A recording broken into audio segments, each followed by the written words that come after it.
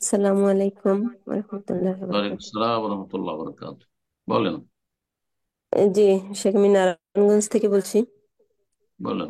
আমার প্রশ্নটা হচ্ছে যে পাঁচ ওয়াক্ত ফরজ সালাতের সালাম ফিরাইয়া শুনছি ইচ্ছা মতো দোয়া করা যায় না।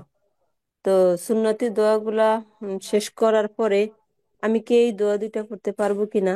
একটা হচ্ছে আল্লাহুম্মা কফিনি বি হালালিকা আন হারামিকা ওয়া আগনিনি বিফাদলিকা আম্মান সিওয়াক।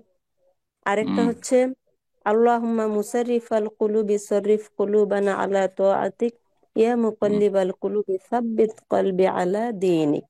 এই দুইটা। হুম।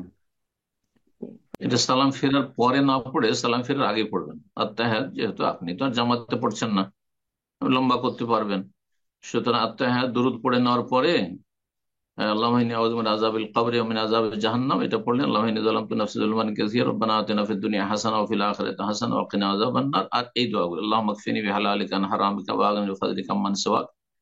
আর তারপরে যে কোনো দোয়া লিয়াতাখাইয়ার মিনাল মাসআলাতি আজাবু ইলাইহি, এই সময়টা যে কোনো দোয়া আপনি চয়েস করতে পারো, রাসূলুল্লাহ সাল্লাল্লাহু আলাইহি ওয়াসাল্লাম বলেছেন। তার মধ্যে এই দোয়াগুলি পড়বেন। ইয়া আল্লাহ মুকাল্লিবাল কুলুব সাব্বিত কলবি আলা দীনিক, ইয়া মুসাররিফাল কুলুব সাররিফ কুলুবানা আলা তাআতিক।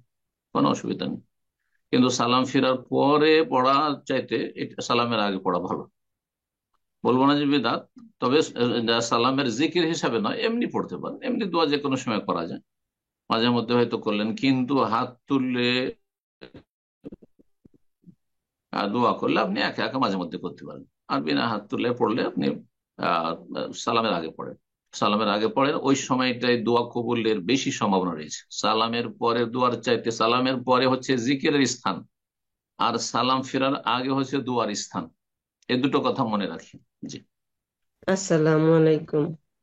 ওয়ালাইকুম সালাম রহমতুল্লাহ বরকাত। জি, আমি বাংলাদেশ থেকে বলছি। বলেন। আমার প্রশ্ন, আমি সকাল সন্ধ্যার দোয়া নিয়ে আমি জানছি যে একটা দোয়া মানে সকাল সন্ধ্যা 10 বার করে পড়তে হয়। লা ইলাহা ইল্লাল্লাহু ওয়াহদাহু লা শারীকা লাহ, লাহুল মুলকু ওয়া লাহুল হামদু ওয়া হুয়া আলা কুল্লি শাইইন কাদির। কিন্তু এরকমই আবার একটা দোয়া আছে মাঝখানে শুধু সেন্স ইউহয়ি ওয়া ইউমিতু।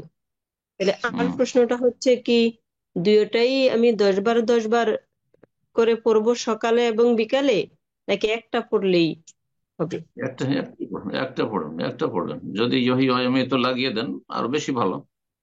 হ্যাঁ, অতিরিক্ত আপনি আল্লাহর সিফাত আল্লাহর গুণাবলী বর্ণনা করলেন। যিনি হায়াতের মালিক, যিনি মৌতের মালিক, ইহি যিনি জীবন দান করেন, যিনি মৃত্যু দান করেন, এটা বললে বেশি ভালো। আর যদি মনে কখনো এটা আমল করবো, কখনো এটা আমল করবো, কোনো দোষ নাই, কিন্তু একবার এই নয় যে 10 10 বার এইটা, 10 বার ওইটা না, এটা না। কখনো নবী সাল্লাল্লাহু আলাইহি ওয়াসাল্লাম এটি পড়েছেন বা শিখিয়েছেন, কখনো ওইটি। জি। বারাকাল্লাহু ফিক। আসসালামু আলাইকুম রহমতুল্লাহি ওয়া বারাকাতুহু। ওয়ালাইকুম সালাম রহমতুল্লাহ বরকাত। জোরে বলেন, এত আস্তে কাজ নেই। শাইখ, আপনাকে আমি আল্লাহর জন্য ভালোবাসি। আর আল্লাহ সুবহানাহু ওয়া তাআলা আপনার হ্যাঁ, নেক হায়াত দান করুক। বারাকাল্লাহু ফিকুম। কোথা থেকে বলছেন বলেন। শাইখ, আমি আপনার ভারতবর্ষের পশ্চিমবঙ্গের জলপাইগুড়ি পাহাড়পুর থেকে বলছি। জলপাইগুড়ি, মাশাআল্লাহ। বলেন। তো শাইখ, আমার প্রশ্ন হচ্ছে, আমার এক নানাজি, জি। উনি, উনার বাড়ির পাশেই মসজিদ আর কি।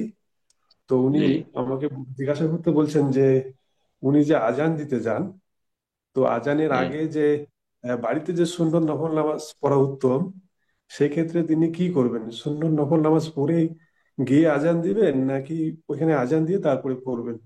এটাই আমার না, প্রশ্ন। সেটা মুয়াজ্জিন যদি আপনি যেহেতু উনি, মুয়াজ্জিন যেহেতু, সুতরাং ওনাকে আউয়াল ওয়াক্তে আজান দিতে হবে। সুতরাং এখানে নফল পড়তে থাকবে, সুন্নত পড়তে থাকবে, তাহলে তো আজান বিলম্ব হয়ে যাবে, এটা ঠিক হবে না তার জন্য। তার বিষয়টি ব্যতিক্রম, বুঝছেন না?